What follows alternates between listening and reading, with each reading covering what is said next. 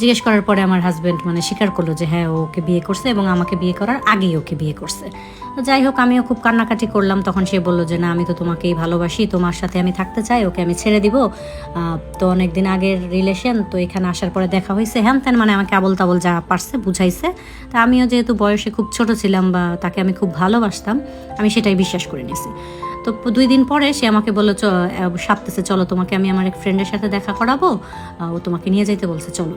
তা আমি তার সাথে বললাম যে গেলাম, ঠিক আছে, ফ্রেন্ডের সাথে দেখা করতে যাবো। আমি খুব রেডি হয়ে গেলাম। যাওয়ার পরে দেখলাম একটা 2 তলা বাসা, ওইখানে সে আমাকে নিয়ে গেছে। যাওয়ার পরে মানে সিঁড়ি দিয়ে উঠতেছি বা নিচতলায়, তখনই দেখলাম যে আজে বাজে মানে খুব অশ্লীল কাপড় চোপড় পরা কিছু মেয়েদের দেখলাম।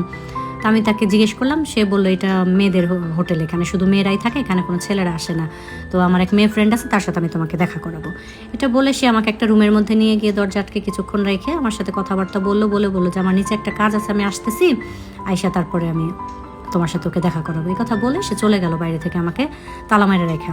আমি সারা রাত অপেক্ষা করতে করতে ঘুমাই গেলাম, তার তো কোনো খবর নাই। সকালে দেখলাম গেট বাইরে থেকে খুলে একটা মেয়ে আসছে আমার জন্য নাস্তা নিয়ে। তো তাকে আমি জিজ্ঞেস করলাম যে আপু, আপনার সাথে কি আমাকে দেখা করতে আমার হাজব্যান্ড নিয়ে আসছিল? তো মেয়েটা আমাকে বললো, আপু আমি তো জানি না, আমি তো আপনাকে চিনি না, আপনি ম্যাডামের সাথে কথা বলেন। তো আমি গিয়ে ম্যাডামকে জিজ্ঞেস করলাম, পরে সে আমাকে বলল যে আমার হাজব্যান্ড আমাকে এখানে বিক্রি করে দিয়ে চলে গেছে। তো সরি, আমার হাজব্যান্ড এখানে আমাকে বিক্রি করে দিয়ে চলে গেছে, তার কাছ থেকে মোটা অঙ্কের টাকা নিয়ে এখন সে আমাকে যা বলবে তাই আমাকে করতে হবে, আর এটা একটা পতিতালয়, এরকম সে আমাকে বললো।